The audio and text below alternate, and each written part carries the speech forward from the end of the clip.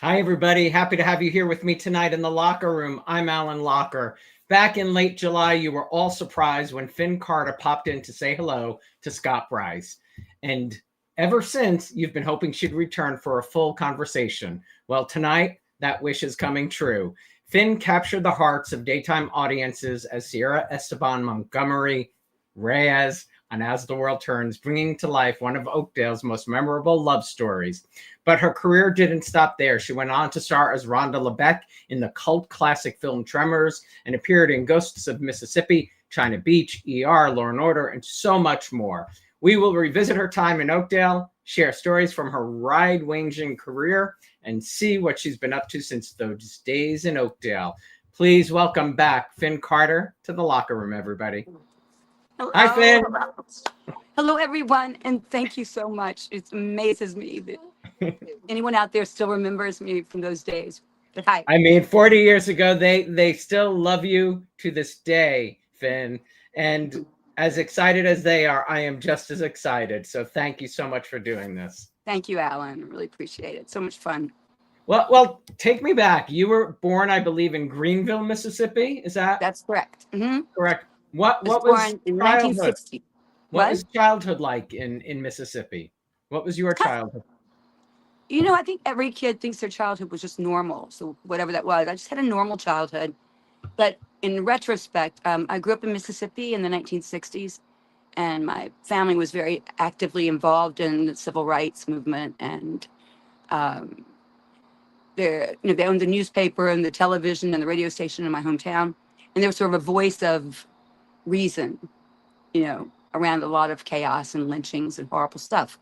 So, but as a result of that, my childhood wasn't necessarily the smoothest because, whatever was assigned to African Americans or Blacks was assigned to Carters. So if Blacks couldn't go in a certain store, then Carters couldn't. But this is something that as a child wasn't really highlighted to me or anything. I just was aware of that. I was aware of the fact like, oh, we can't go in that restaurant, or oh, we're not invited to the country club, or that kind of thing. And that's because you were standing up for African Americans, for civil rights. Yeah. Wow. Yeah, my grandfather won a Pulitzer Prize for his editorials on racial tolerance. Wow. Which was a big deal. But I mean, now that's the one side of my childhood. The other was this kind of bucolic, perfect, barefoot all summer, literally like, fishing with a bamboo pole and digging for worms, and, learning how to drive when I was like 4, because we had, tractors and all that. So, so it was all that the country life can give a kid. Wow. We had horses and cows and chickens and, and rattlesnakes. Anyway, it was. Well, it's so interesting because you didn't, I think, fully understand what was going on around you at a young age, but you speak up now, Yeah, I'm a lot more political now. Yeah, you found your since I was voice. in my 20s.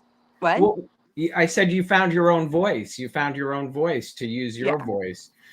What do you think you learned from your grandfather and your father? I mean, your father worked on Lyndon B. Johnson's campaign. He worked for the Carter administration. Yeah, he started out as a speechwriter for Carter. I mean, my father had been, active already in local politics, meaning Mississippi or Southern politics. And then when Carter, I don't know who convinced him to run, but whoever did finally decided to run, they invited my dad to go to Atlanta to be a speechwriter for him and various other roles, right? So he moved to Atlanta and stuck with him, and then Carter, we were all flabbergasted and won. And so my dad was assigned a position in the State Department as the Assistant Secretary of State under Cyrus Vance. And then the woman he married after my mother, she was Assistant Secretary of State for Human Rights and Humanitarian Affairs. And so that was worldwide. So she was dealing with North Korea. She was dealing with Venezuela, Chile, everywhere, all over the world. Montega. And Montega. That reminds me, did I tell that story when Scott was on about Dizzy Gillespie giving us that private concert? Have I told you that story already? No, I don't think so. So maybe I'd been on the show 2 years. When on As the World Turns. And Dizzy Gillespie invites us out to New Jersey to a barge for him to play. I mean, selectively for us. I mean, other people were invited because it was a larger, there's a larger crowd than just the soap opera cast. But we were the guest of honor. And excuse me, Dizzy Gillespie played, and I just loved his cheeks coming out, like that. And at the end, he's like, come on, girl, get up here. I do not mean to be insulting in my attempt at an accent. Okay. But anyway, so finally he grabs me, gets me on his lap. He goes, what the hell you think you're doing going to Montego Bay? Don't you go back to Montego Bay. It's like, it's Montega and it's not a real country. But I was so flattered, right? That Dizzy Gillespie watched As the World Oh my Turns. God, that is a great story. I love that. Yeah. I love that. What you doing going back to Montego Bay? She's really adamant. I was being stupid. It's amazing the fans, who watched As the World Turns. Yeah. What led you into the arts? What led you into acting? Is it something you always wanted to do? To escape my home. No, wasn't that. It was I guess when I was born, they had to put braces on my legs immediately or something. So I guess my legs were either bowed or turned out. I don't know. There was something. And so because of that, my mother put me in ballet when I was 5. We were living in Cambridge, Massachusetts at the time because my dad had a Neiman Fellowship, which is a journalist, it's a writer's fellowship. Okay. Anyway, at Harvard. So we'd lived here for a year, and that's where I was first introduced to dance. And we got back to Mississippi, and I still wanted to dance. And then that sort of morphed into I still want to dance. I really want to dance seriously. So then I started studying at the San Francisco Ballet in the summers. And then I found there was a school in Natick, Massachusetts it was an art school. Now it's the #1 art school in the country for high school. And it was a boarding school at the time. It was all female at the time, but you could do dance, theater, fine arts, musical, everything in the arts. It's now a co-ed school and huge and all that stuff. But anyway, so you asked me what led me to stage. Somewhere along the way, I hurt my knee. So I couldn't really, I was in New York right after high school. Took a You year need off. those for ballet. Yeah, you need knees. So I blew a knee and I could have had surgery, but I really didn't want the surgery they provided back then. So I sort of, started leaning much more towards theater, even in that year in New York.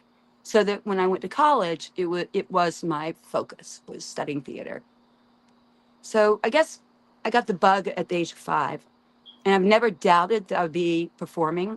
I always knew I'd be doing that. But as it turned out, as an actress. I love that. And your mom, it's like that one thing can change the course of your life. Your mom, putting you in. She was just trying to help me, help my body develop. My mother had a great instinct for that, though, because my brother was born with poor lungs. So she put him on the swim team. And he ended up being a championship, swimmer. It was just, with each one of us, she just had an uncanny knack for getting us going in the right direction. Moms know how to do it. They'll fight for their kids, right? Anything. Right. Yeah, 100%. I hope I've answered your question. You did, absolutely. Okay. Did you study in college theater as well? Did you? Yeah, I did. So what I did was, so I took a year. I went to Walnut Hill School, and I graduated in 78. Then I spent the next year in New York City, where I was on a scholarship with Alvin Ailey's dance company. And I was a live-in babysitter, also known as an au pair, for the Auchincloss family. And then, so in between dance and babysitting, I also took acting classes, the requisite bartending and all that stuff, just trying to make money however I could, and did that for a while. I forgot your question. Studying in college. Oh yeah. Oh, sorry. Yeah. So then I went to Skidmore College for a year because they had a really strong theater department. But I ended up transferring to Tulane, which had an even stronger theater department, and finished out there. Tulane University in New Orleans. And I love New Orleans. And you did a lot of theater, right? Yeah. So when I was at Tulane, though, I was really glad to get the training I was getting in theater. The department heads didn't particularly like me or like me as an actress, or so I don't know what. I never got cast in anything. So I ended up doing a lot of graduate students projects, and then I started working out in town and getting professional gigs, and I was working more off campus than I was on campus, which really is what led me to just go ahead and leave and get to New York, because you know I was working all the time in the city, but not all the time in the theater. I mean, on the campus. Mm-hmm. So Was so it I just scary going to New York at a young age, or were you so ready? scared. Well, I mean, I was ready and scared. Okay, so I think that I'm like I do much in life. I'm very impulsive. So it was my friend Philip Vizard said to me at a party my grandmother was having in New Orleans. Said to me, Finn, what are you doing in New Orleans? You need to actualize your dreams. And he said it just like that. You need to actualize your dreams. And just that string of words, I heard it. It hit me. And within a week, I was on a plane to New York. Wow. Just dropped everything. So I didn't have time for fear. But once I got to New York, I would call. Actually, I called my great aunt Lynn more than anyone, crying. It's so loud. I can't get to sleep. I can't get night after night. I get, how do you do? I can't bear it. But then eventually you become a nerd to that, and I didn't hear it anymore. So it's funny. That is crazy. When you Yeah. think back, who are some of the mentors who helped guide you along your way? Whether it's I, mom who put you into ballet or a teacher. yeah. Oh my gosh. So oh my, I'm going brain dead right now. But I had two teachers. Oh, Mrs. Kittleman. Okay, I had a teacher named Mrs. Kittleman when I was in public school in Mississippi, who got me to do the oratorical. The oratorical club, not Rotary, Like, Optimus. The Optimus good. The Optimus Club would have an oratorical contest. Excuse me, every year. And Mrs. Kittleman invited me one time, and I think she taught English. She's so supportive. Anyway, and asked me if I would participate. And it's a contest, right? So they give you one line or one sentence, and you're to write a speech, a certain number of words, a certain amount of time, whatever, a speech for this contest. And I don't know if the first one or the second one was okay. So the thing we were given was, I'm only one. And that was that was what we're supposed to write about and speak about. And so my mother and her best friend, Teddy Bethay, Miss Kittleman coached me and coached me and coached me on, I'm only one.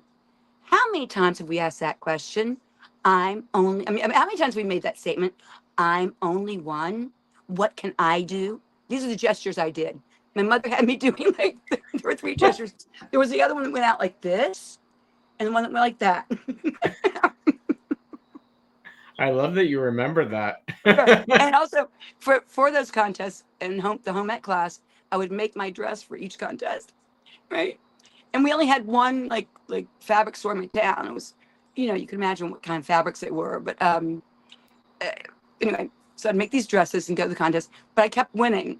I kept winning and winning. And Who did you learn to make clothes from? I was such a good seamstress. I don't know what happened to that talent, but so you asked what a teacher or influential person. So I'd say Yeah. Mrs. Stidman was really influential. I mean, there are other teachers who have nothing to do with the arts or anything that moved me in many ways and challenged me in many ways. But I'm blanking. But I have to say that I never gave my mother the credit I think that she deserves in terms of not just fostering, but like noticing in each of her kids like a little something, and sort of nudging us that way. She was not a stage mother by any stretch of the imagination, but she would do the research. She would find out, what was there that I could get into, I could do, whether it was a little theater or whatever. Th- That's th- what I It's say. so As a funny. teacher, she was one of my biggest. It's so funny you say that. I was just watching Judge Sonia Sotomayor on The View talking. She wrote a children's book, and I think it is about honoring her mother. And she said that most kids, when asked who, it was their mentor or teacher, they don't mention their mothers, but they are our They biggest, are. they from the moment we're born till they leave us, they are always teaching us. And I just Always. love that you just, Said that. Sure. Sort of. Yeah. Yeah, no, but my mother was, and I could. Recently, I've just thought back at so many things I didn't see what she was doing. She was doing something, and it was something specific to me, Finn. Wasn't for all the kids, and she didn't do it just for me. I mean, she did it with all the children. But Crazy. I can remember times in my life when I was like, I'm the unloved child. I'm the middle child who nobody loves. And all this stuff. Well, I don't know what love is, but whatever my mother gave me sure feels like love, and a lot of attention and a lot of mentoring, certainly. And even now, because I started painting a few years ago, I'm talking too much. I'm sorry. But No, you're not at all. I started painting a few years ago, and I never took a painting lesson, but my mother is an amazing artist. And so recently she's been like giving me little tips and stuff. And again, not pushing, just little Still nudges. Still teaching. Yeah. That is amazing. Well, Finn, I have to thank you for surprising Scott back in July. Fans. Yeah, that was so lovely. I had to keep from crying. That was very moving for me. Fans were over the moon, just to see you two together again. And here we are 40 years after you made your debut as Sierra, and fans still can't stop talking about that pairing. How did the role... Wait. I have a bunch of funny stories from then. But... Yeah, so we will. But how did the role of Sierra come about? And you shared in that interview, Elizabeth Dennehy and Julianne Moore were all... And Marissa Tomei, who is an actress of renown, but mostly in the Hispanic world. No, not Tomei. The other, you said her name. Tomei. I keep doing that. Yeah. Marissa Chibas. Yes, I couldn't figure out who that was. I knew you mentioned her name, but I didn't. Chibas. Sorry, Thank you for correcting me. So yeah, I was up against three amazing actresses. I mean, each beautiful actresses in their own right. And so then I ended up getting the part. I'm like, what? How did that happen? Right. But I think did I also mention that the way that I even got the audition? No. Was that I would start dating this guy. This person broke my heart. I was 23 years old, whatever I was. He ended up breaking my heart. But he had gone to Yale Drama. So Yale Drama, they would get agents right away, right? I didn't go to Yale Drama, so I didn't get an agent right away. But I begged him to take my picture to his agent. And so he did. And I never hear anything from them. Until one day I hear them trying to get in touch with me. I don't know why. And As the World Turns wants you to come in and read for this part, right? And they say it is lackluster as I'm saying it, because they just whatever. Anyway, this audition process went on for almost 4 months. They kept changing the character. They kept putting it in, taking it out, put it in, whatever. So, I finally get the part. But the funny things about the part are that agency didn't intend to submit me. They submitted me by accident. I guess my picture fell into the pile that went to As the World Turns. It's all different now. Now you just audition at home and you do your own DVD, whatever. You do your own video and you send it. But back then, taken by courier to the studio or to the casting person. Yeah. Mine literally fell into a pile. And so that's how I got the audition. But the funnier thing is, I think I told you, did I set 2 precedents with AFTRA?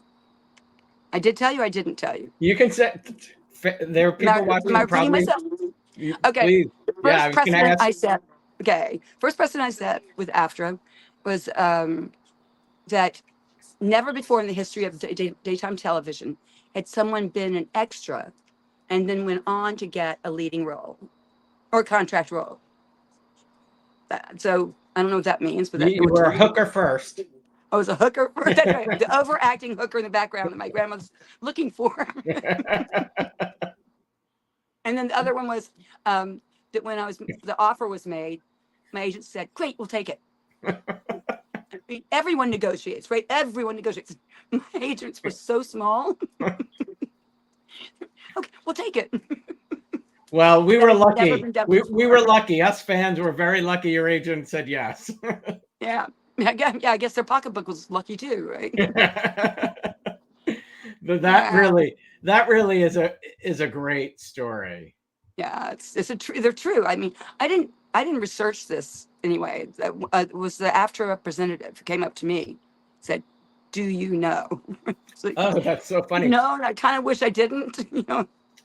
Yeah, I really don't know, history of extras and contract players, but I know many after your time, much later. We went from extra to For an under 5 or something to 1 under 5. I could see that happening to a different. because Yeah, I don't often know. I don't know if Yeah.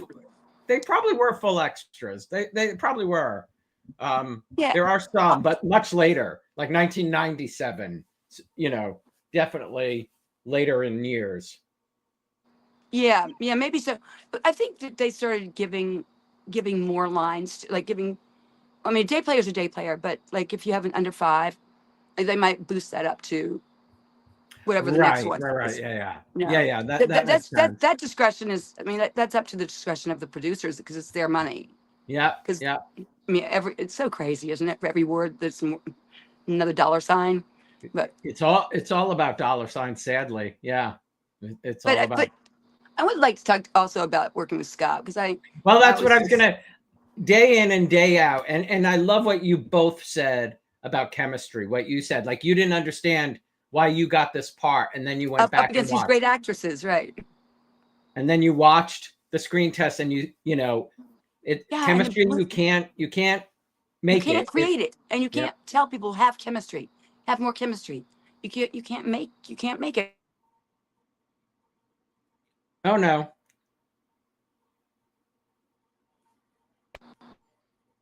Are you there? How do I There turn you off are. notifications? Or I didn't turn off my phone or anything.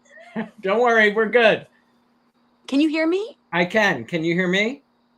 I can't hear them now. I don't know how it works. I messed it up. Shoot, I'm such an idiot. No, you can sign back in. I don't know what to do, Alan. Can you hear me now? I can. Can you hear me? Can you hear me? I can't hear a word. So, oh my gosh, I'm so sorry. Yep. Sign back in. Should I hang up? Yes. Me? Hang up? Yes. Okay, I'm gonna. Okay. Okay. She'll be right back, everybody. She'll be right back. I hope you're all enjoying. Love her stories. Love seeing her face. I hope all of you are as well. She will be back in just a moment. She will be back in just a moment. What a fascinating life. And to talk politics with her and to hear what her parents fighting for civil rights, no matter what party you support, what happened today is a tragedy, and my heart goes out to the Kirk family and to his wife and children. And we should all pray. There is no political violence, doesn't solve anything. Just wanted to say that as we wait for Finn to come back.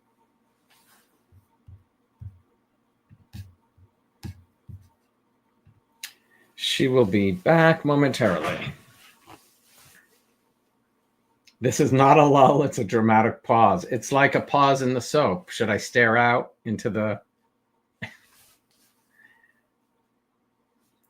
Abe, she certainly did hold her own. She held her own with everybody on that show, right?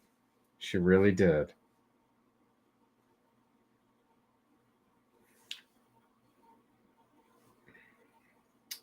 Here she is, everybody. Hey. There you are. I am so sorry. No, don't worry. Embarrassed. Don't be at all. Yeah, my friends are here watching, and thankfully They're smarter than I am. They're just more Yeah, technologically technologically savvy. advanced than I am. Yes, that's okay. No, I We were knew I was supposed talking to do it. about the chemistry and Oh Scott. yeah. You So it's know, like, yeah. what you learned from him, what do you think you learned from him being in his presence? And I feel like crying when we talk about him just because I love him so much.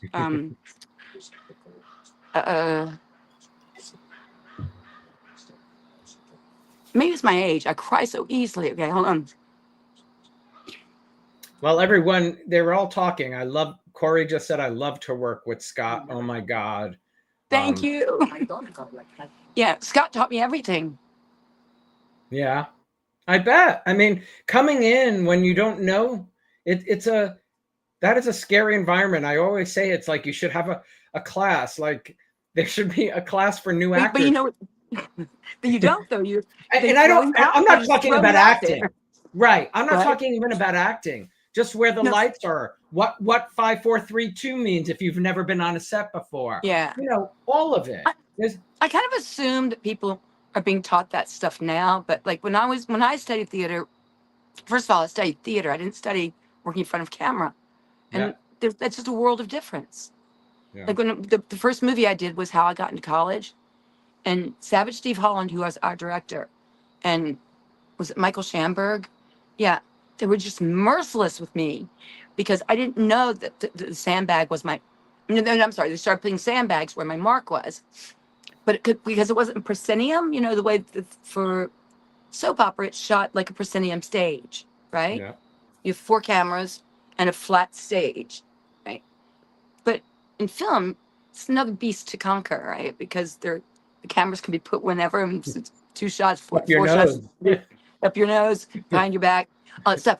So this is stuff I had to learn, and I didn't learn in school. You know, it was on the job training. But Scott, and not every actor. Scott would grab my shoulders and like scoop me over and stuff when I was really like just way off base and stuff. And I was thinking, you know, you sexist, don't manhandle me. You should tell me what to do. But, you know, at some point, we don't have time for all this conversation, Finn. We have to get the shot done. Stop just moving. But it was fun. I learned a lot from him. But you know, not every actor is as giving. You know, right? He could have just let me fall flat on my face. Yeah. No, Scott is a giving actor, not just in that way, but in the way that he acts, because he's so present. You know, so intentional, so mindful. I don't think I've ever seen Scott make any gesture that was not intended. And I don't mean that he's I don't even make him sound stiff and no, I know what you mean. If he does this, there's a reason he's doing this. Where some people just do this, like me. You two doing this made magic for all of us. What you two did so much was magic for all. It really. I feel really lucky about getting to work with him. That's like, what a gift. Well, you had him on one side, and then I had Lucinda. Elizabeth Hubbard.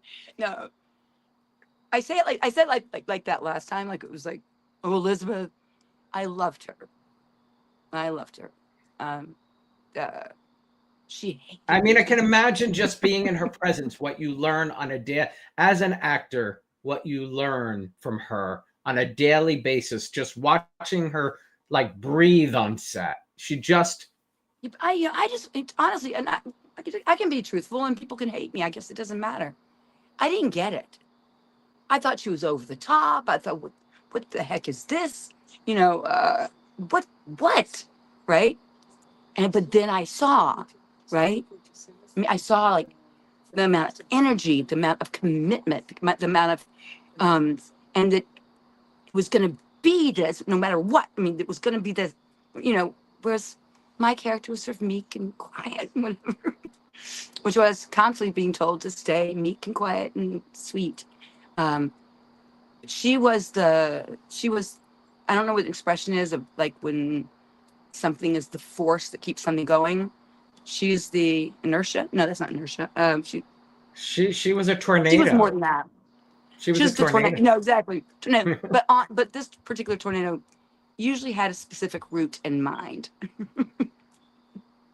She cared about what she was bounce off doing. occasionally, but she brought energy and she brought professionalism.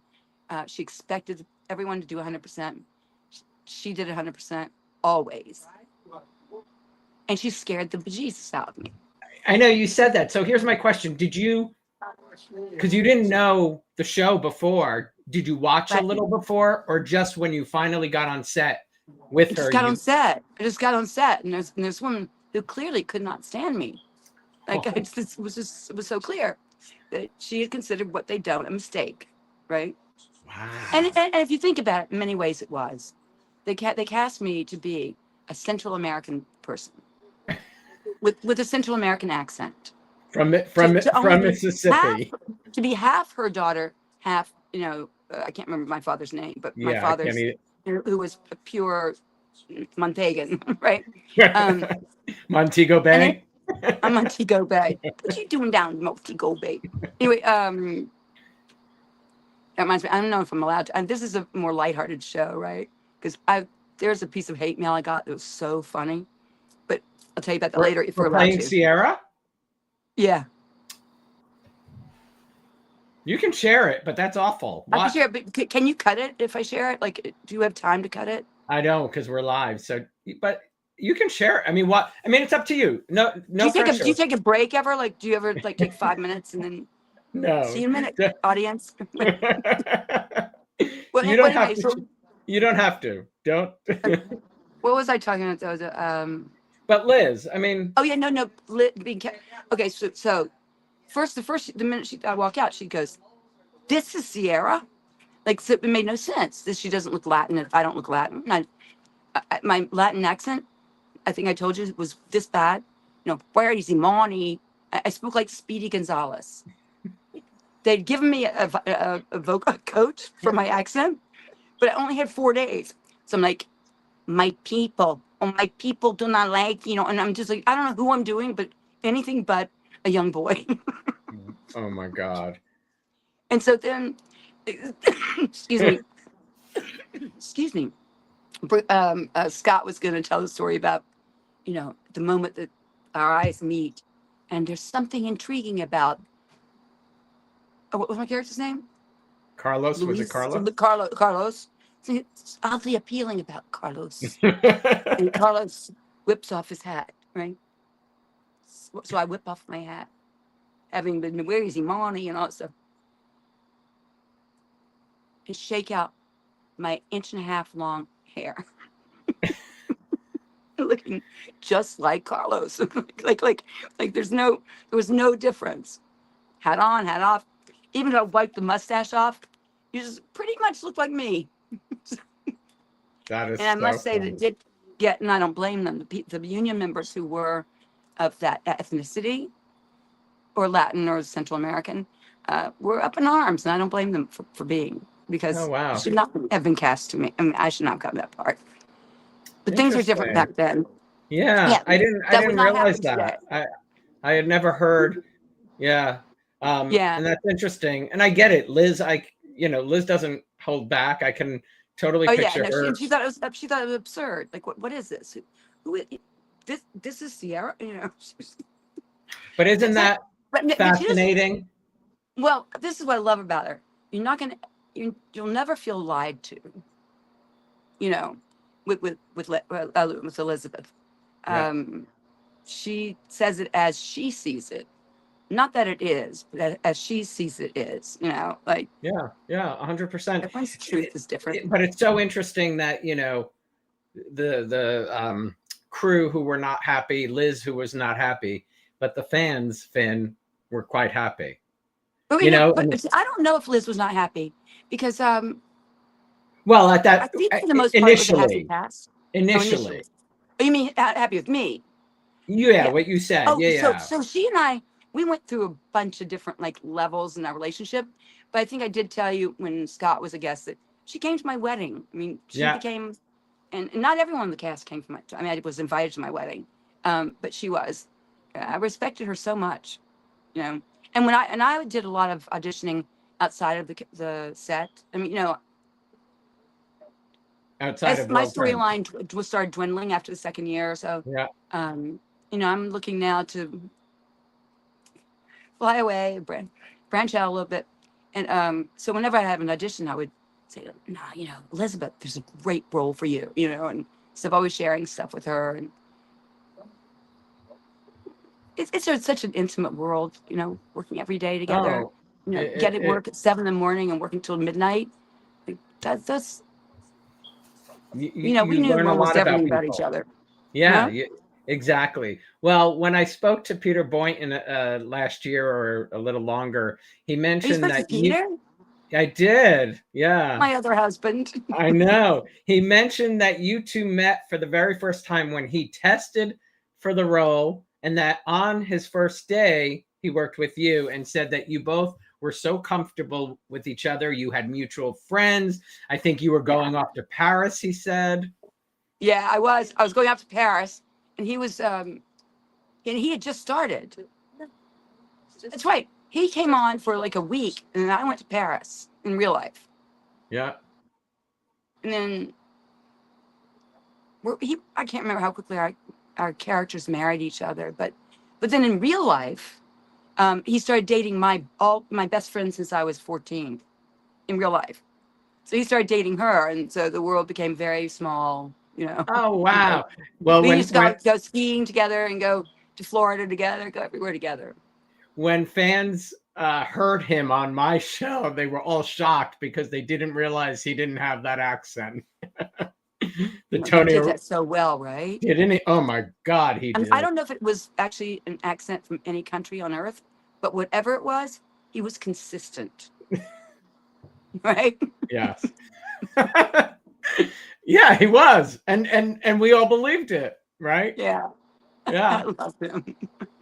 Well, Peter, and people loved you two together as well. I mean, people loved that. did they really? I just I wonder think because so. I mean, I could never tell because I can never tell anyway. But it's Well, like it was such an abusive relationship. let's see Don't you what the think? fans say. Yeah. I'm curious. Yeah. Can I see what the fans say? Or is it coming up on my thing? You can't see it on your end until after the show, Okay. but I'll ask and tell you. What do you remember about Martha Byrne playing Lily, your sister? What I remember is there was so there was a little girl before Martha who Yes. I think all the Lily's. what Lilies. I think every one of the Lilies. I think the requirement was to have played Annie. Annie on Broadway to get to be able to have the world turns. So because the girl before her was Annie on Broadway, and the girl before her was Lucy Annie on Broadway. Deakins. Lucy Deakins, I think. Yes, it was wonderful. Is she still acting? I don't know. She was a really good child actress. Really good.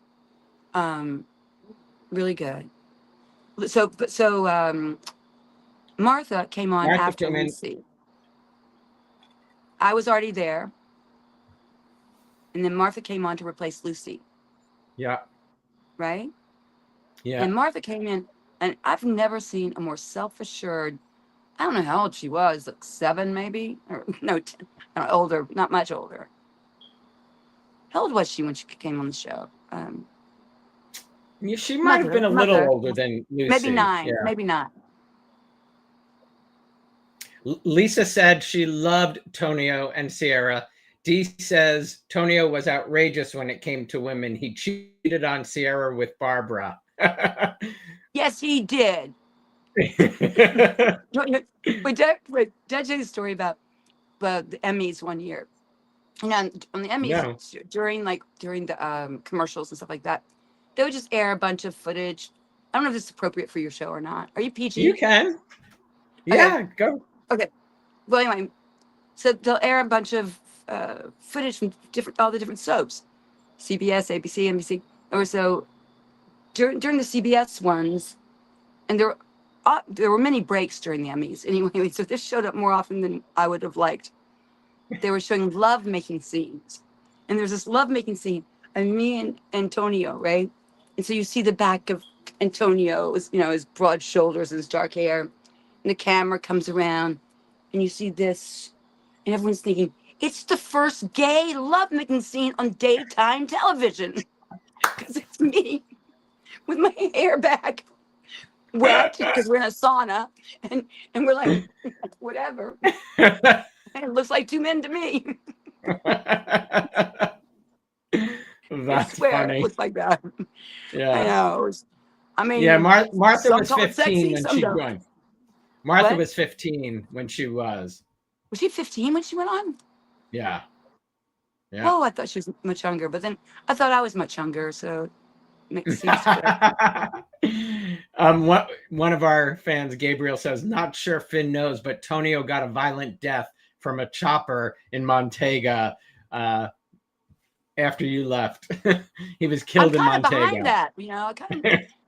My father maybe no, he was dead already. Let's see. Maybe Yeah, I think did he it. would. That is so funny. You shared that already. Sorry, I was just thinking. What are some? Do you have any memories of scenes or things? I mean, you just shared No, what you. There's some that are funny, but I don't know if they translate because I haven't done a lot of interviews ever, really. And I haven't done a lot of any stuff like this. But Well, I'm glad you're doing it. but I'm Everybody's thinking glad about, you're doing it. no, thank you, by the way. I really do thank you for having me on.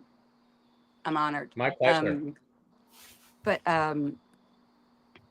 early on, I think like secretly I had a crush on Scott anyway, right? So I was I trying think like most people did, right? So anyway, so I was like always trying to do my best, always trying to do my best. Not just because I had a crush on him, but I always want to do my best.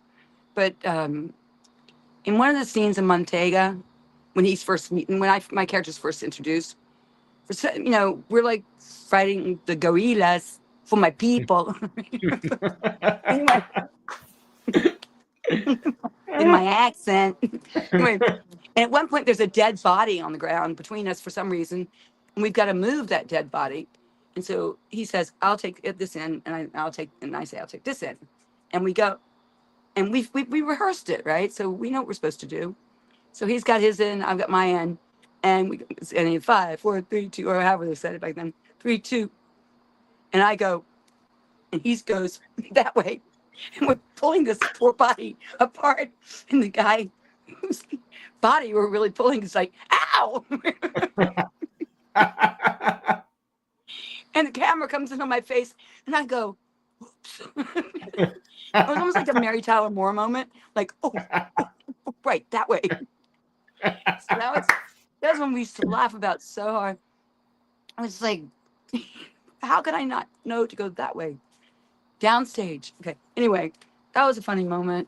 Then there were also working with Lindsay Frost was one of my all-time favorite things to do, because she and I just couldn't work together. We just couldn't. There's something about our chemistry that we would just start laughing. But we were always in these scenes where we were supposed to be crying. Right?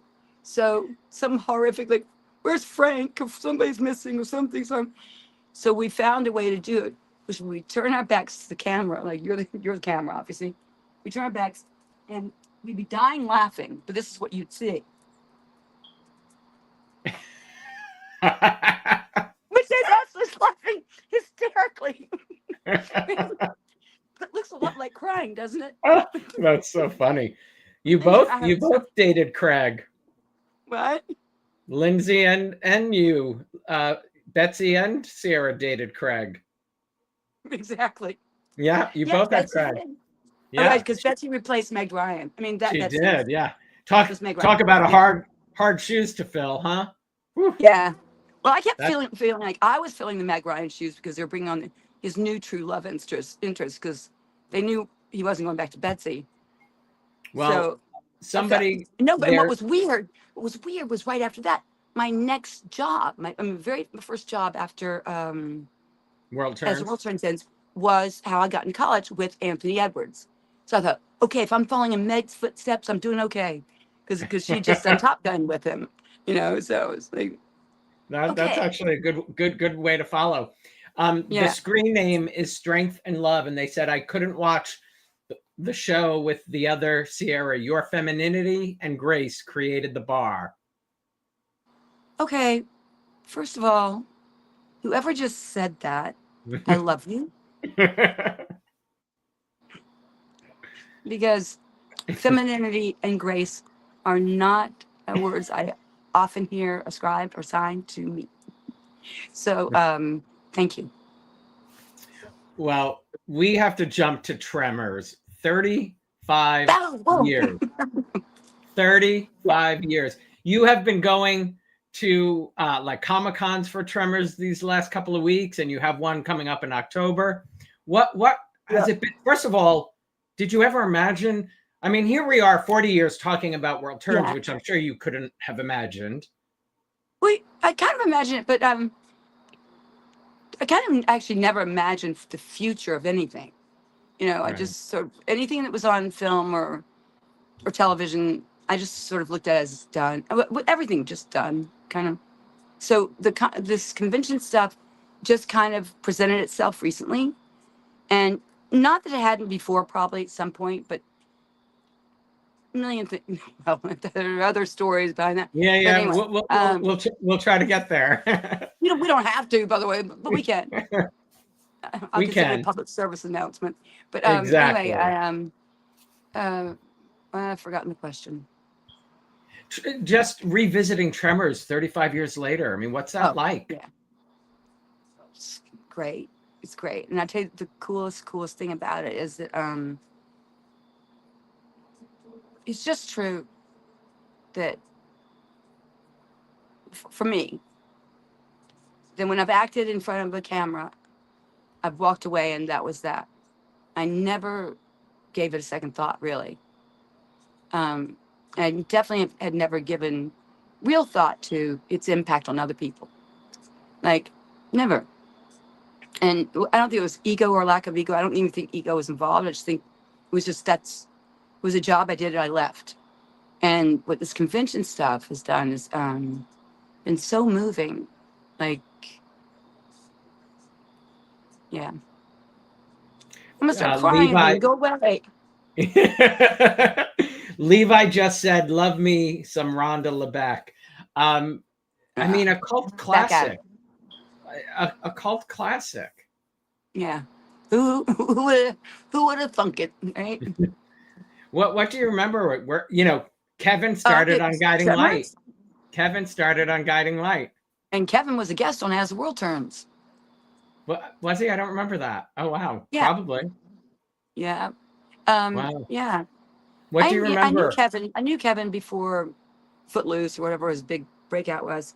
I mean, we all sort of started in New York the same year, 1983. So this whole like the class of and you were 83 in the same soap family, Procter and Gamble. Yeah. Procter and Gamble, I think CBS, but yeah. Yeah. But so the convention stuff stuff. I think I've done 4 conventions. Each one has been different. Every one of them's been moving and affirming and makes me feel like, okay, my darkest days, I need to remember this because I never knew never knew my part or my presence in anything had that kind of impact on anyone. Never. Well, you should. I mean, you're here tonight because of that impact on, As the World Turns. So it is amazing. Well, I reaped a lot of. I can't stop being teary. It's okay. I get it. We these things hit you. You don't know how they're gonna hit you. Okay. Yeah, you got to do better filler than that because this is going on. Right. I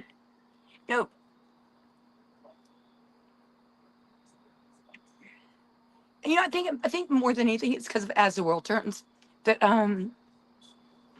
my character on that show created a kind of trust in people. I mean, people trusted me because of who the character was. So I think I feel safe to people, and I like that. Like a lot. Oh, thank you. My friends. Those are good friends, Finn. Those are exactly. Good friends. Thank you. But I guess my point is that the softness of Sierra, and As the World Turns, has carried me through my career. Because I mean, I've played some weird roles and stuff, and I think left me approachable, and that makes me really happy. I don't know what your question was. No, that is Somehow perfect. my answer has something to do with it. No, perfect. When you and Scott were together on my show, you said that you had something in common. Oh yeah, Would you, some you struggles. shared, and it's your sobriety. Will you share your journey with us and how you're doing today? My journey is a little messier than his. I mean, he's been sober for 34 years, which is an incredible accomplishment. No, it's an amazing feat. And I actually never really believed people when they said that, but I believe them. I know it to be true because I've seen him through the years. Yeah, my early years, I mean, even on soap opera, I struggled and struggled and struggled. And then got to LA with my first husband, Steven Weber. And the struggle became more real. And at some point, it became unbearable. And so I, without all the details, just because it's too convoluted, I ended up going to a place called Hazelden, which was a rehab in Minnesota. Yep. It was kind of the mothership of rehabs. And the result of that is I stopped acting for a year. I just focused on my health. And then spent the next 10 glorious years completely free of, the weight of addiction. And then, unfortunately, I got sick, was prescribed a particular medicine that set off the craving. And then... Oh, my God. Wait, I'm going to interrupt you. Lindsay. Frost. Love you so much, Finn. You are and always were the best of us. Oh. Lindsay, you are welcome here anytime. You know that. Come on, Lindsay. You should have had me and Lindsay come together. Do it with Finn sometime. If you had Lindsay and me together, we wouldn't stop laughing, though. I don't think I'd get a word in edgewise. We wouldn't. Sorry, I want you to continue because that is really important. Speaking of Lindsay, I love promoting people, and Lindsay is an amazing artist. I don't know if you know that. I do. I would love her to come talk about her art as well. I saw that on her website.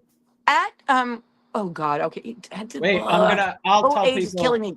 But at the stadium, which we watched the Dodgers, she had her own art space because she had it was called Art of the Deal. No, that's not right. Wait, what would have to do with baseball? Like, what I can't remember what her name was. Oh, Finn. I should have thought ahead of time. Anyway, I need to figure it out before I hang up because Lindsay's an amazing artist. I don't know if it was her first love. I actually don't know that part of her history, but I don't know how long ago she started. But she's really, really good, and people should check out her art. I'm going to put this up briefly. I think this is it. She can tell me if this is wrong. What would make sense as a baseball reference with art? Art of the Deal? No, Art of the. You're sadly you're not talking to a baseball player here. Lindsay, don't hate me, please, if you're still watching. Well, I just put up her website. I think this is her website. Oh, good. Yeah, get that up because her work's amazing, and everyone should have a piece. I don't even have a piece, but I should. Everybody should. I interrupted. Hazelden, you. Sorry. Yeah. You had an illness. So I went to Hazelden.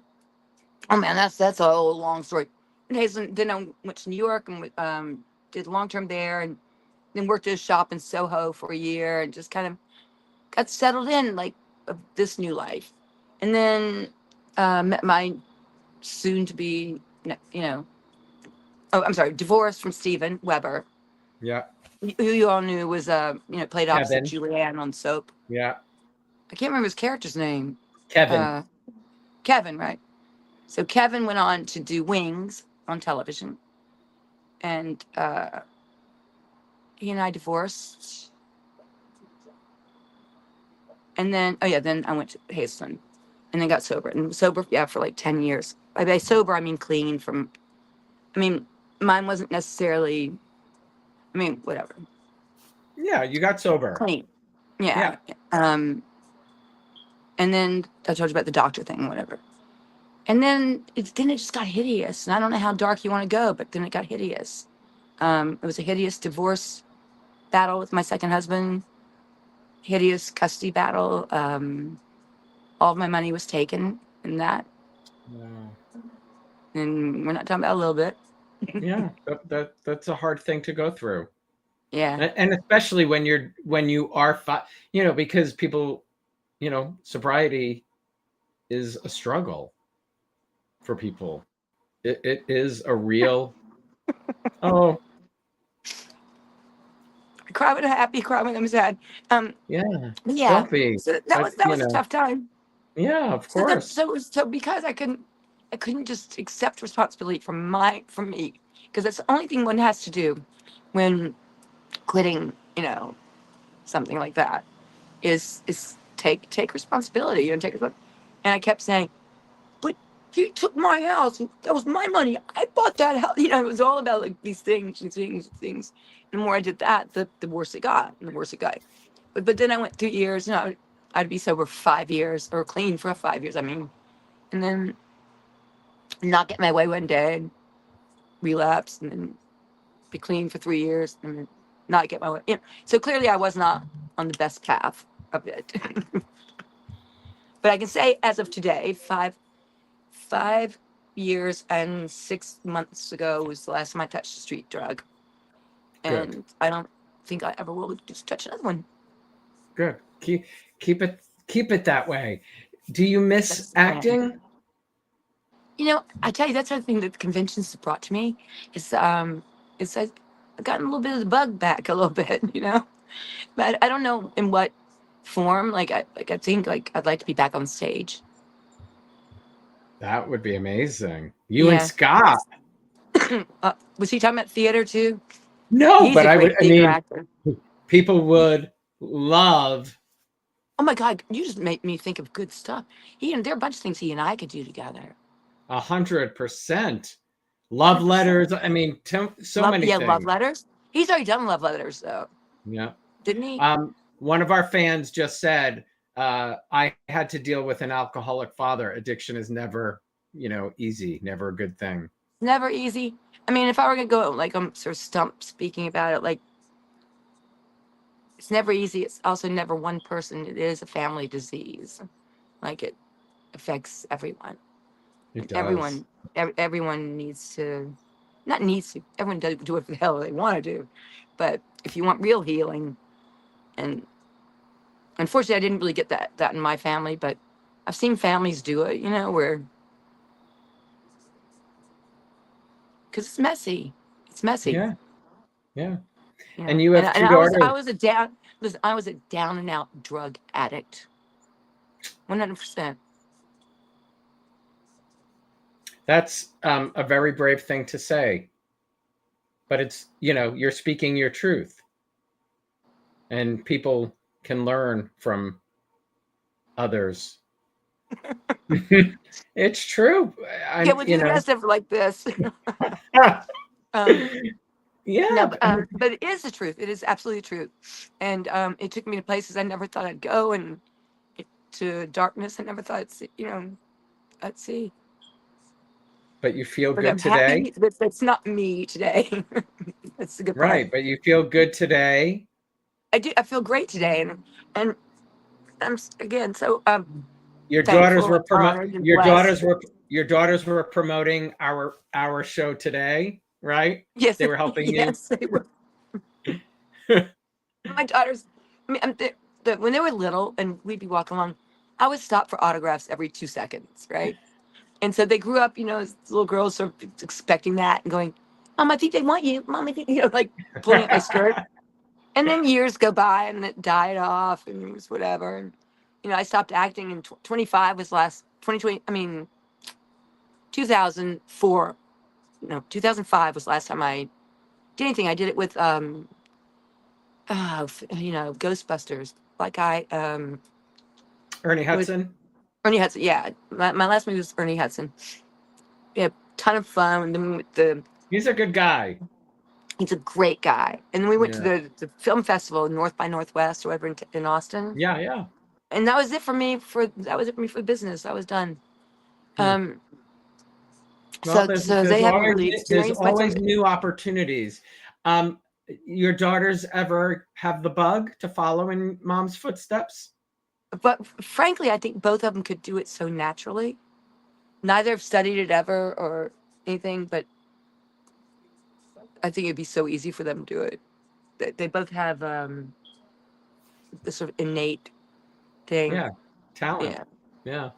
Yeah. Yeah. Tony says, I don't know anyone as strong and resilient as Finn Carter. As Risley. As Finn What's Carter. Risley? A resilient? Oh, resilient. Sorry, I didn't know you. Resilient. Resilient. Well, Tony, thank you. I don't know what else to tell you about. No, I was going to ask before you go. You've done so many primetime things. Law and Order, Murder, She Wrote, China Beach. Do you have a favorite? I'll tell you, one of the more challenging ones. Okay, actually, okay, wait, yes. I did a show called Life Stories with Stanley Tucci. And it was a show that I can't remember his name, who produced it, but every week, it was an NBC show. Every week was a 1-hour show about a different disease.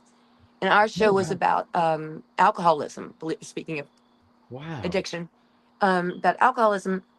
And so I played the alcoholic wife and he played the sort of codependent, whatever, husband. And anyway, and it was really, really wonderful. It was really wonderful. It just sort of came and went. But I was shocked that it didn't,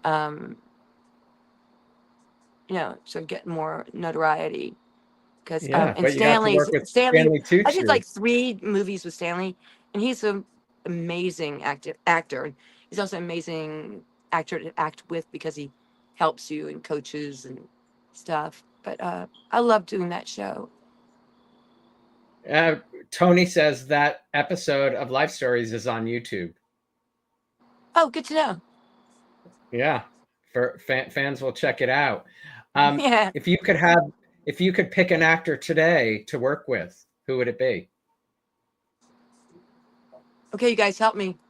I don't know. If I could pick out an actor today to work with, who would it be? Oh, shoot. I can't think of any. Oh, shoot. I'll just think of the cutest one. Wait. Let me think. Scott Bryce. I was about to say Scott Bryce. If I could think of an actor to work with today, it would be Scott Bryce. Absolutely. I would love to work with him again. We need to get you two on stage. That would be you'd so have an intense. audience. That would be so intense. Oh my God. Would it be weird? I've been a total bore tonight, by the way. But I. You have not. Would it be weird to act with him again? Do you think? Like, would it? I think we'd fall back into it so quickly. I mean, so easily. I feel really comfortable around him. I mean, I just do. Well, like you said, I haven't seen him in like hours. 8 years, but I think that would be a really easy thing to do. Well, like you said, when you spend that much time together, you really bond. I know. Like spending 4 years, let's say, on a soap together, where you're working every day, is longer in terms of hours that you actually spend one-on-one with a husband than 10 years of marriage. Definitely. Like, I definitely know more about Scott than know about either of my 2 10-year-long husbands. And also adore him more. That is so funny. Finn, thank you so much for your honesty and for doing this. We love you. Well, Alan, I'm just appreciative, grateful, and hope you keep your show going, and I'll be looking out. Okay. Well, you come back when you have something to talk about. Yeah. Okay. Well, no, definitely. When we get you on stage. I hope that's soon. Yeah, I have to call Scott, right? Yeah. Right. Thank you, Alan. Kisses to you. Bye. Thanks, everybody. Thanks so much for spending this hour with Finn and I. Finn, you are loved. Before we wrap up tonight, I wanted to let you know about something new here in the Locker Room. I've just launched YouTube memberships. By clicking the join button, you'll not only get access to fun extras like exclusive question and answers with me, a monthly rewind where I want to talk about all the shows on the air currently, and fun little badges and emojis. But you'll also be supporting the work I do to bring these guests and these conversations to life. And of course, everything you already enjoy about the Locker Room will always remain free. I'd love to have you join our growing community inside the Locker Room. Next Wednesday, September 17th, Mike Manning returns to the Locker Room to tell us about all his newest feature film, Unexpected Treasures. Mike takes a cosmic leap in this fun indie adventure, landing exclusively on Amazon Prime and Apple TV Plus on September 19th. If you haven't subscribed to my YouTube channel, you can do so down below. Turn on the notifications for reminders of all upcoming shows. And remember, if you'd like to stream audio versions, just search The Locker Room on your favorite podcast app. Have a great weekend, everybody. And as always, please, please stay safe.